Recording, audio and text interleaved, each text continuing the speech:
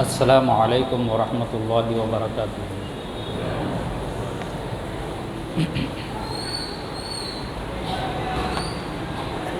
الحمد للہ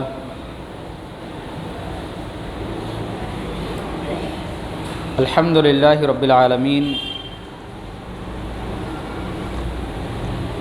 والعاقبۃ للمتقین والصلاۃ والسلام علی سید الانبیاء والمرسلین وعلى آلہ الطیبین الطاہرین الی یوم الدین وعلى صحبہ ومحبیہ اجمعین آمین۔ اما بعد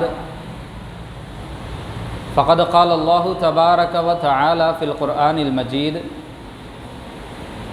اعوذ باللہ من الشیطان الرجیم بسم اللہ الرحمن الرحیم۔ یا ایہا الذین آمنوا اذا نودی للصلاۃ من یوم الجمعۃ فاسعوا الی ذکر اللہ وذروا البیع ذالکم خیر لکم ان کنتم تعلمون۔ فَإِذَا قُضِيَتِ الصَّلَاةُ فَانتَشِرُوا فِي الْأَرْضِ وَابْتَغُوا مِنْ فَضْلِ اللَّهِ وَاذْكُرُوا اللَّهَ كَثِيرًا لَعَلَّكُمْ تُفْلِحُونَ۔ صدق اللہ مولانا العظیم۔ وعن ابی ہریرہ رضی اللہ تعالی عنہ قال ان رسول اللہ صلی اللہ تعالی علیہ وعلا آلہ وسلم قال والذی نفسی بیدہ لأن یاخذ احدکم حبلہ فیحتبطت علی ظہرہ خیر لہ من ان یأتی رجلا فیسألہ اعطاہ او منعہ او کما قال صلی اللہ تعالی علیہ وآلہ وسلم۔ رواہ البخاری۔ اللہم صلی علی محمد النبی الامی وآلہ وصحبہ ومحبیہ آمین۔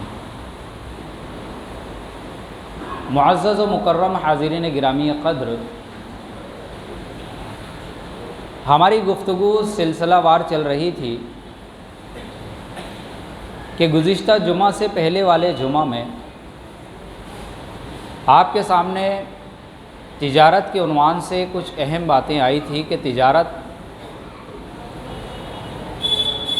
مسلمانوں کے لیے کتنا عظیم تحفہ ہے اللہ تبارک و تعالیٰ کی طرف سے۔ وہ بات الگ ہے کہ آج مسلمان تجارت سے دور بھاگ رہا ہے۔ کچھ روایتیں آپ کے سامنے اور امام غزالی رحمۃ اللہ علیہ کا ایک قول اور حضرت عمر فاروق رضی اللہ تعالیٰ عنہ کا ایک اثر آپ کے سامنے گزشتہ سے پہلے والے جمعہ میں پیش کیا گیا تھا، اور قرآن پاک کی سورہ جمعہ کی آیت اس وقت بھی پڑھی گئی تھی اور آج بھی پڑھی گئی۔ آج دو آیتیں پڑھی گئی اور بخاری شریف کی ایک روایت پڑھی گئی کہ اس سے اندازہ لگایا جا سکتا ہے کہ اللہ تبارک و تعالیٰ کی طرف سے بندہ مومنین کو تجارت کی کتنی تاکید کی گئی ہے۔ پیشہ تجارت چھوٹا ہو یا بڑا، تجارت چھوٹی ہو یا بڑی، اس میں خیر، برکت اور عافیتیں ہوتی ہے، اور وہ روایت ہمیں کبھی نہیں بھولنی چاہیے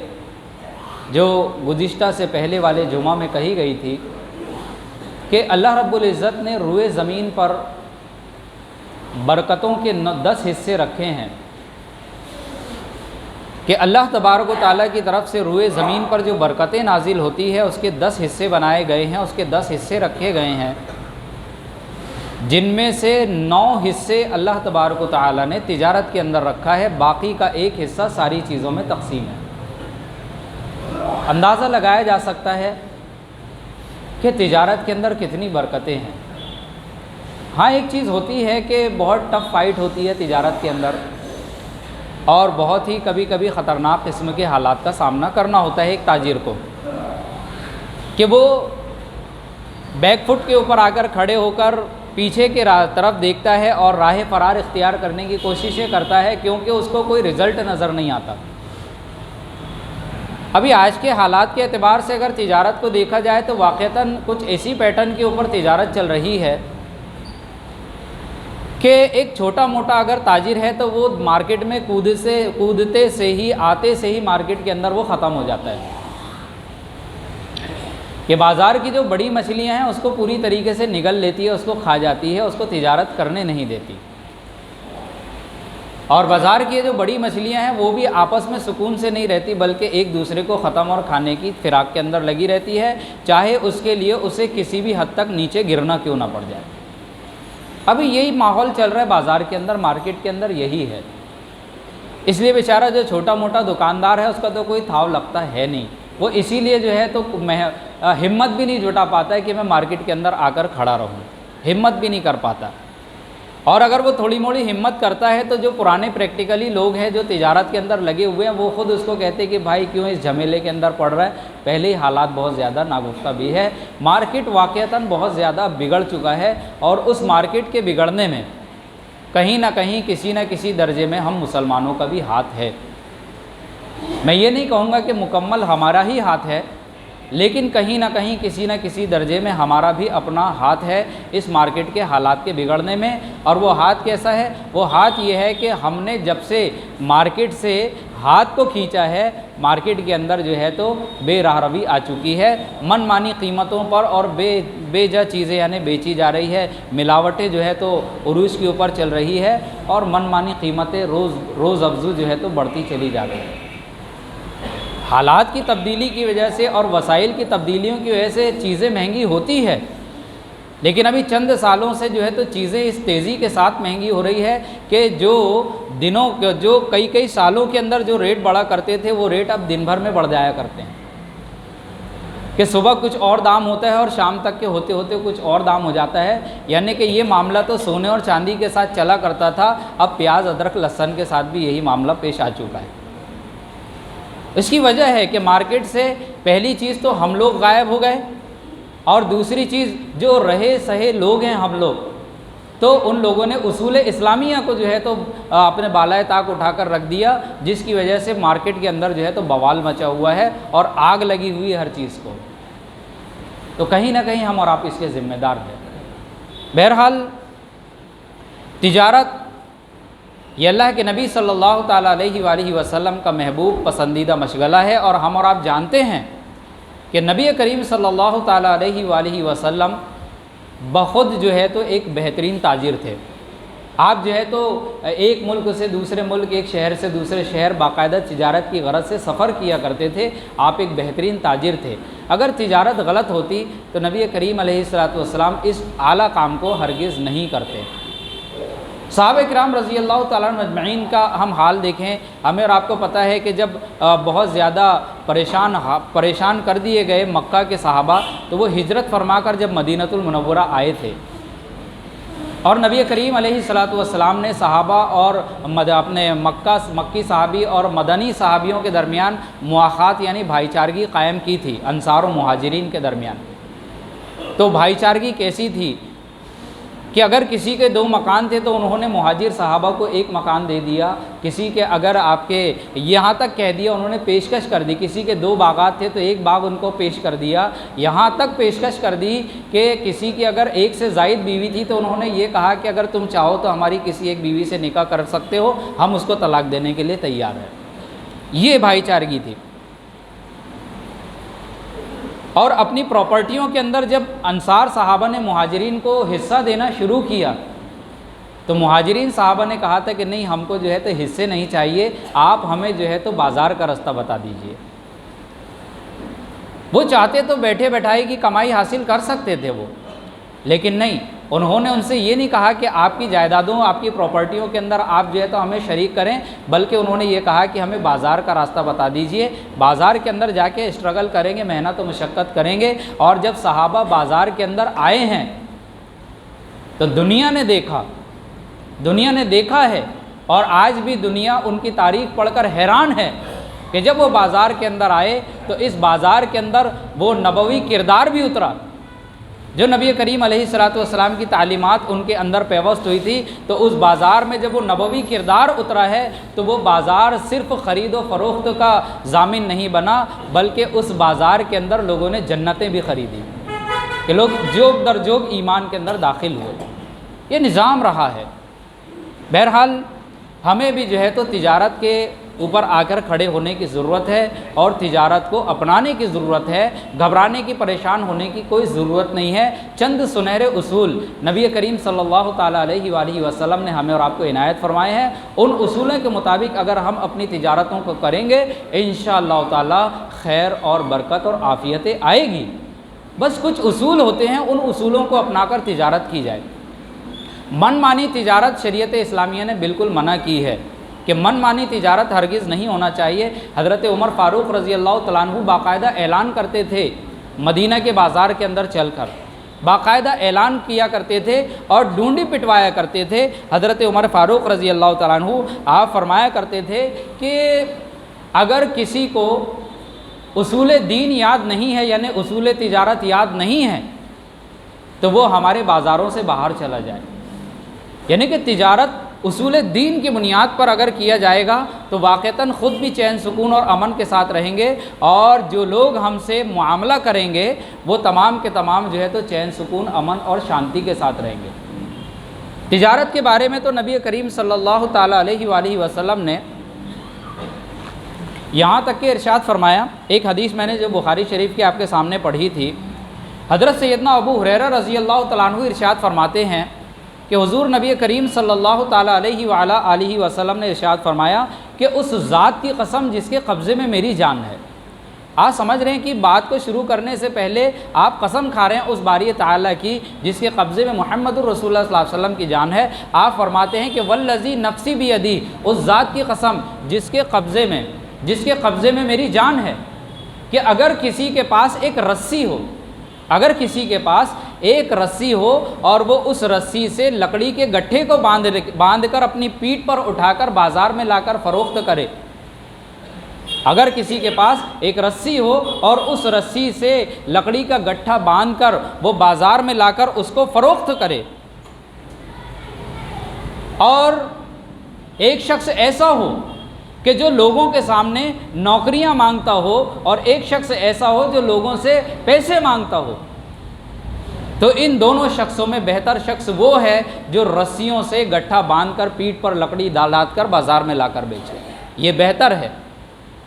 ایک جگہ تو اللہ کے نبی صلی اللہ تعالیٰ علیہ وآلہ وسلم ارشاد فرماتے ہیں کہ ایک ایماندار امانت دار تاجر، بڑی مشہور روایت ہے، ترمذی شریف کی روایت ہے کہ ایک ایماندار امانت دار تاجر جو ایمانداری کے ساتھ، امانت داری کے ساتھ تجارت کرتا ہے، کل قیامت کے دن اس کا جو حشر ہوگا وہ نبی، صدیقین اور شہداء کے ساتھ ہوگا۔ التاجر الامین کہا گیا کہ امانت دار تاجر جو ہے مع الانبیاء والصدیقین والشہداء، کہ وہ نبیوں کے اور صدیقین کے اور شہداء کے ساتھ میں ہوگا۔ ترمذی شریف کی روایت موجود ہے کہ تجارت کو معمولی نہ سمجھے، کریں، چاہے وہ ایک کیا ہے، یوں کہنا چاہیے کہ دانت صاف کرنے کی جو کیا بولتے ہیں، ٹوتھ پک جو کہتے ہیں جس کو، کہ ٹوتھ پک ہی کیوں نہ ہو، دانت صاف کرنے کی لکڑیاں ہی کیوں نہ ہو چھوٹی چھوٹی،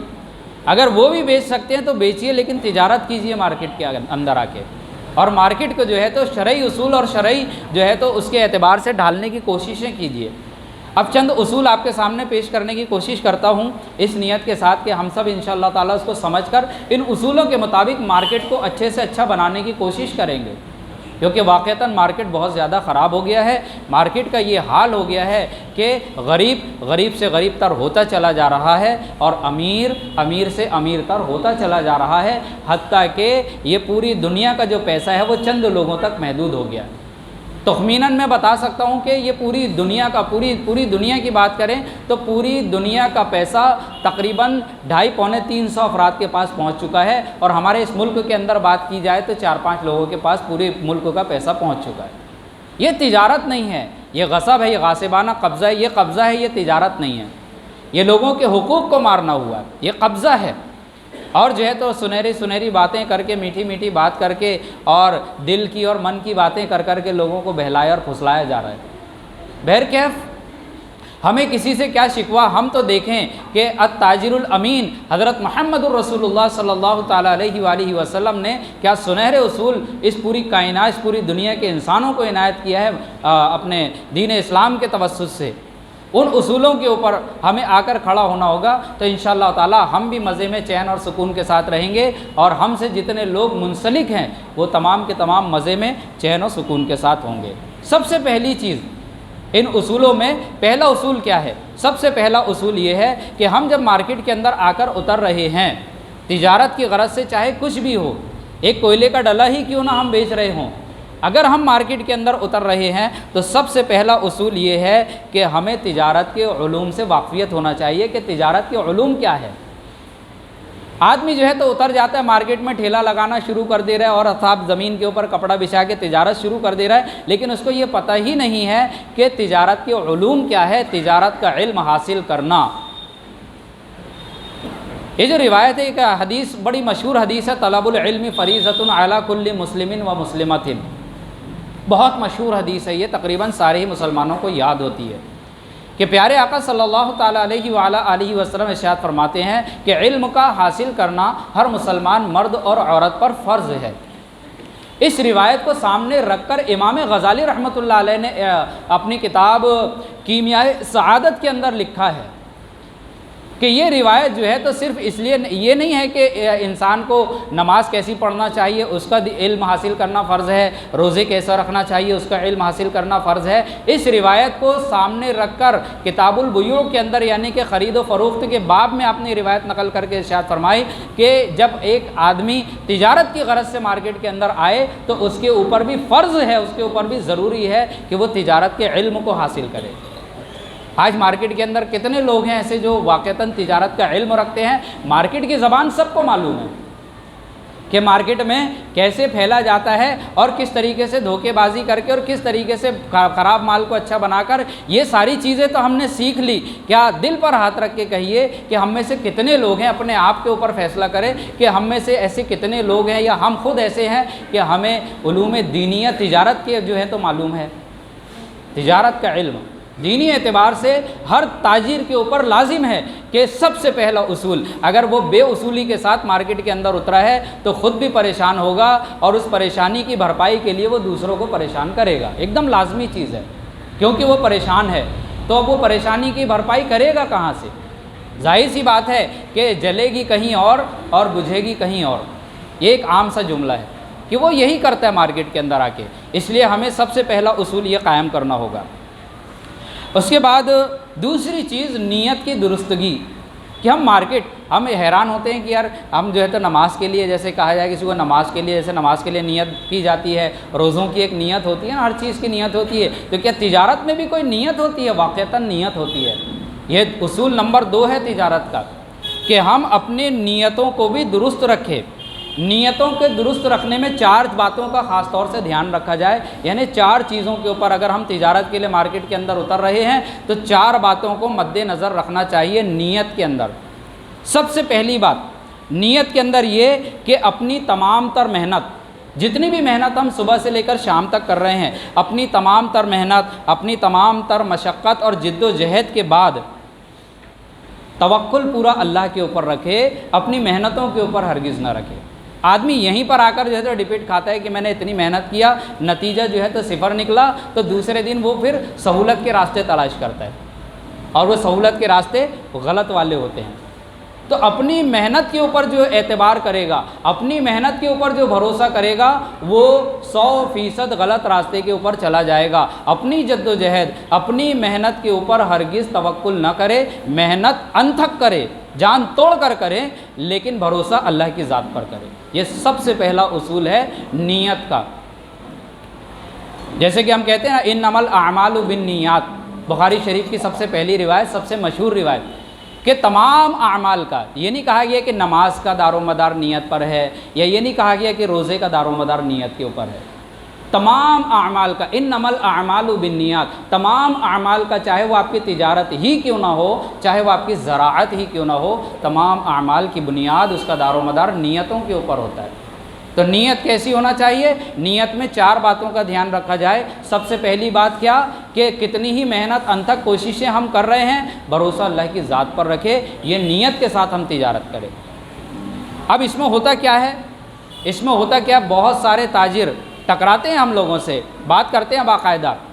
اور اپنی پریشانیاں بتاتے ہیں۔ پریشانیاں بتانا کوئی بری بات نہیں ہے، ایک دوسرے سے بتائی جا سکتی ہے، لیکن اس میں بہت سارے تاجر جو ہے تو غلط راستے کے اوپر چلے جاتے ہیں، یا تو وہ حرام کاروبار کے اندر لگ جاتے ہیں یا پھر وہ غلط کاموں کے اندر لگ جاتے ہیں۔ وہ کیسے؟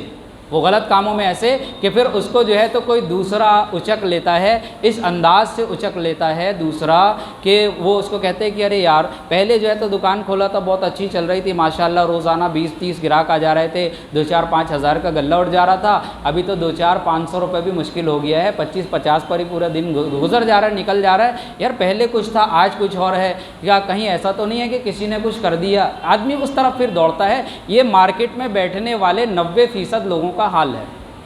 میں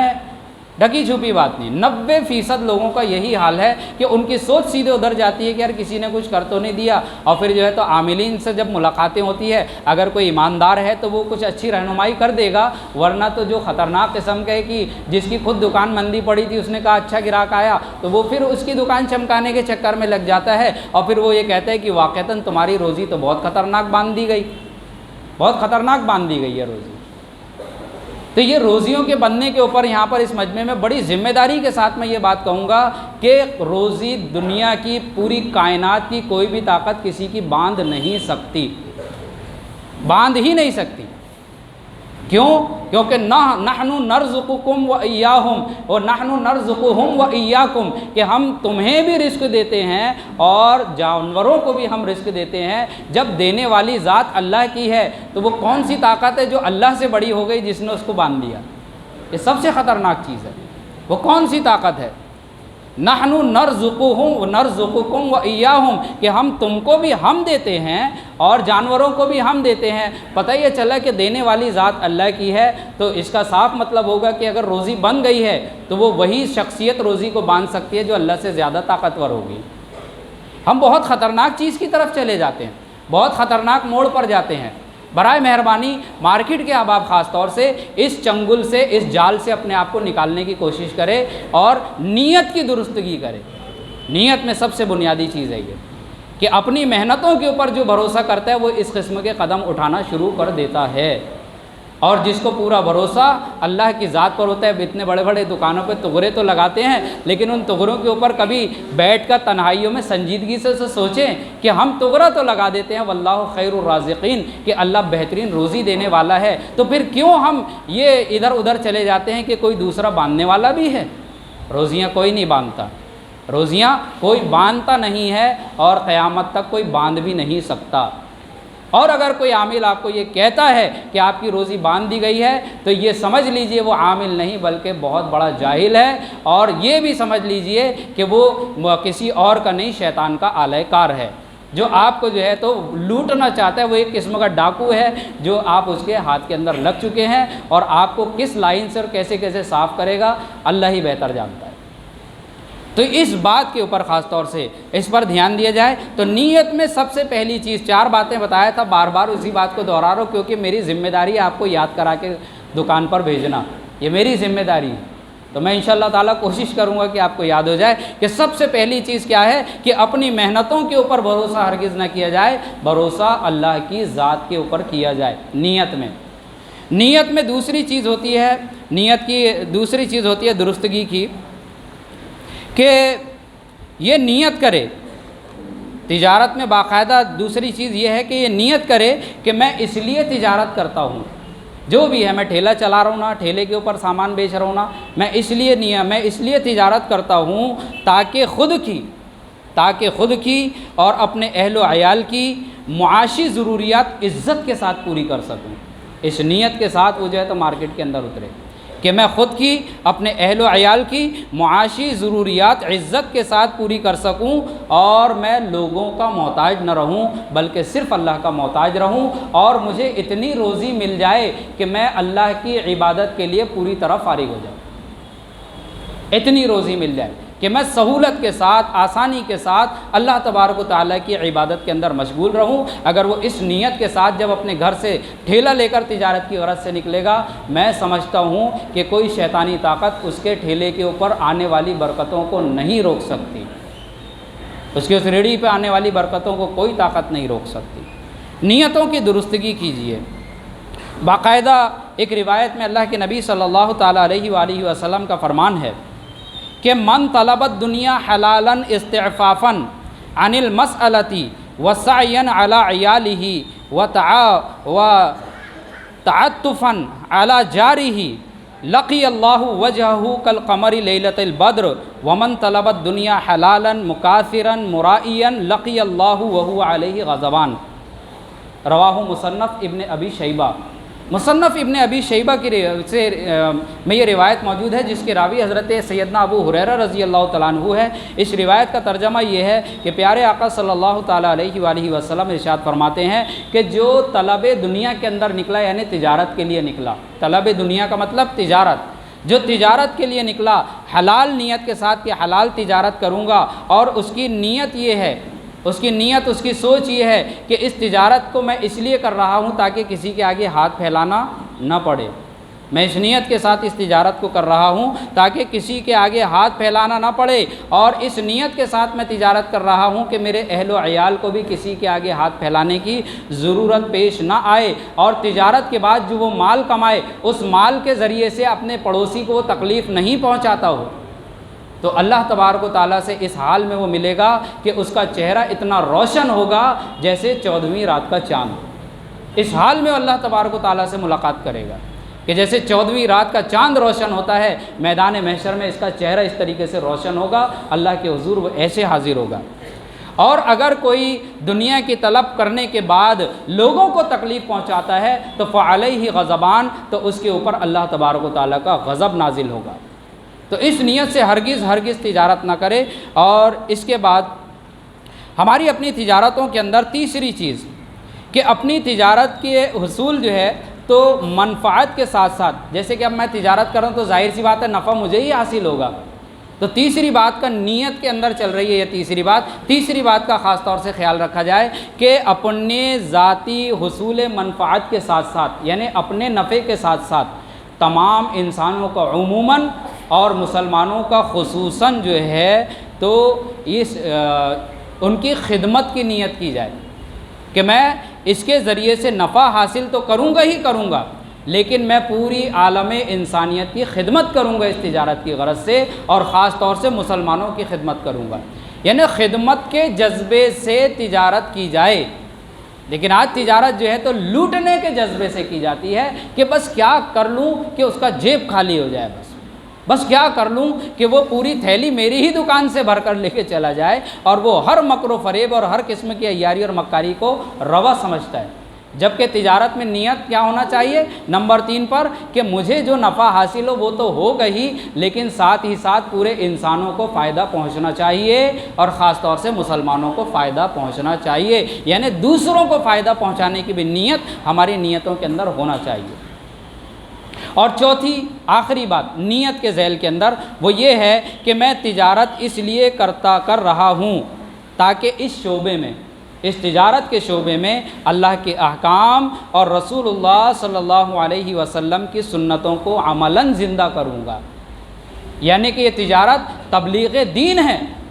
تبلیغ دین کی نیت کے ساتھ تجارت کی جائے کہ اس کے ذریعے سے اللہ کے احکام اپنی زندگی کے اندر لاگو کروں گا تاکہ وہ دوسروں تک پہنچے، اور نبی کریم صلی اللہ علیہ وسلم کی سنتوں کو اس تجارت کے ذریعے سے زندہ کروں گا تاکہ دوسرے لوگ دیکھیں اور للچائی ہوئی نگاہوں سے آگے بڑھیں کہ یار کیا زبردست، جن کی تجارت ایسی ہے ان کی عبادت کیسی ہوگی، اور جن کی عبادت ایسی ہوگی تو ان کا دین کیسا ہوگا۔ لوگ جوک در جوک دین اسلام کی طرف راغب ہوتے چلے جائیں گے۔ اور بھی بہت سارے اصول ہے بنیادی، انشاءاللہ تعالی زندگی نے وفا کی، حالات سازگار رہے تو آئندہ جمعہ آپ کے سامنے پیش کیا جائے گا۔ اللہ تبارک و تعالیٰ کہنے سننے سے زیادہ عمل کی توفیق عنایت فرمائے، آمین۔ وآخر الدعوانا ان الحمدللہ رب العالمین۔